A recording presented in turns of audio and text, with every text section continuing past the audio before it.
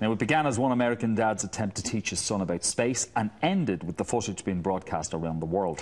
When Luke Geisbuehler from New York built a spacecraft from a weather balloon, a HD camera, an iPhone and an empty takeaway box, little did he know his shots of the curvature of the Earth would make news around the world.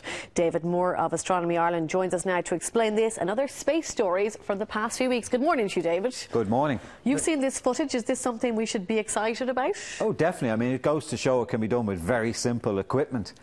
If you have a phone and a weather balloon, which are not too difficult to get. This has been done in Ireland before. They didn't get as high as this, and they didn't take video footage, just stills. We had it in our magazine about 2 years ago, I think it was. So there's actually, I believe, on the internet, a website that tells you how to do this. A great project perhaps for science teachers, so this was a father and son team. Those images we were looking at, that was the curvature of the Earth. Yeah, and some people have paid enormous amounts of money to go up in high-performance jet aircraft. Yeah. The Russians were making money for their economy by sending up their MiGs on training flights to about that kind of height, 100,000 feet or so. But you were paying, I think it was over 10,000 euros for the privilege. Now, admittedly, you don't get to go up, but your phone does.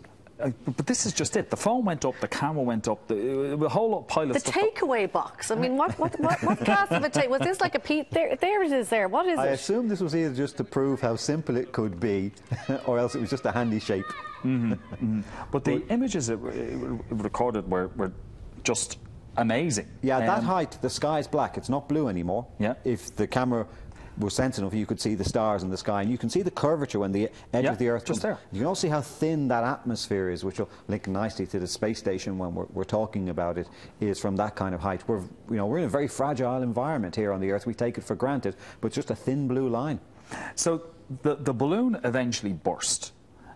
And I find this quite incredible. It was pretty close to home when it hit the Earth, and the equipment survived. Yeah. Well, of course, it'll depend on the prevailing winds. If it shot up to 100,000 feet, what's that, about 20 miles up, and it came down 30 miles away from where they actually launched it. So if it was very strong winds, as we had the last couple of days, then, of course, it's going to be blown much further off track. You also have to be careful that it doesn't blow out to sea. Yeah. But, people could do this themselves. And they used the GPS on a mobile phone to locate it, and then they were which, of course, makes it much easier. Give us this footage. Otherwise, I think it's for a needle in a haystack. Yeah, yeah. So what other exciting space news do you have for us this week? Well, there's a lot going on, isn't there? There certainly is. We've got two huge events to see in the sky and two big events happening around the country, on land, if you like. We have the annual exhibition coming up and a big public lecture in Dublin, which will be on DVD for everybody else in the country. But looking at the sky first, we've had Jupiter for the last few months, and we're going to have it until early in the new year. But if you go out any night this week and look in the south, here's a close-up picture of what it looks like from a spacecraft or through a really powerful telescope. To the naked eye, it looked like the brightest star in the sky. So if you go out tonight and you look up, or over the next few weeks, and you see the brightest star in the sky, it's not actually a star, it's the planet Jupiter. And last month it was actually closer to us than it has been for 50 years. So it really is unmistakable. And if you've got a telescope, you can see those cloud belts that we showed there in that photograph. All right. The International Space Station is also visible to us again. Now, Jupiter you'll see all night, from sunset till sunrise, but the space station flies over for just about 2 minutes or so. There's a picture showing its full extent. It's about the size of a football pitch. There's experiments inside, places for the astronauts to live. There are 6 astronauts up there at the moment, 3 Russians, 3 Americans, one woman on this particular mission, and you can see them all flying over in what is the most expensive object that mankind has ever built. It's cost about 100 billion euros. Wow. Some people are thinking maybe that's a bit too much to spend on it, but manned spaceflight is always going to be expensive.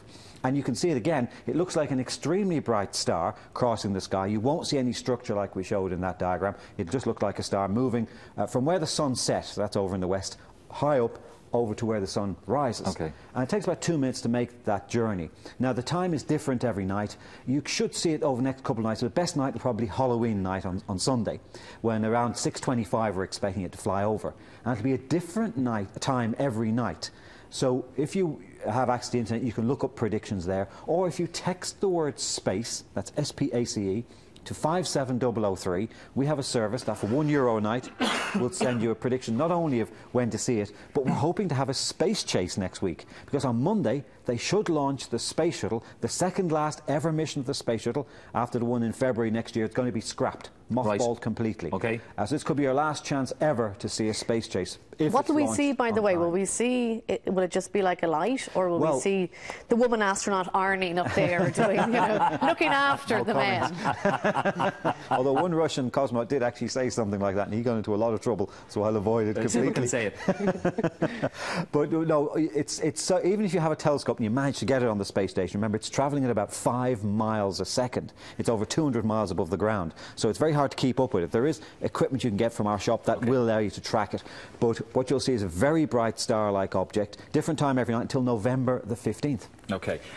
There's something going on land. Yeah, there are 2 big events coming up. First of all, it's a public lecture on November the 8th. It's our November lecture, but it's all part of National Science Week, which this year, is all about space. There'll be lots of other talks as well, and the annual Astronomy, Space and Telescope exhibition for Ireland takes place the end of that week. We call it Astro Expo, and if people want more details of the talk, which you can also get on DVD, astronomy.ie/friend, and you can sign up as a friend of Astronomy Ireland free of charge. Okay, David. This is the latest magazine that's out as well, folks, Astronomy. As ever, thank you so much for that. My pleasure.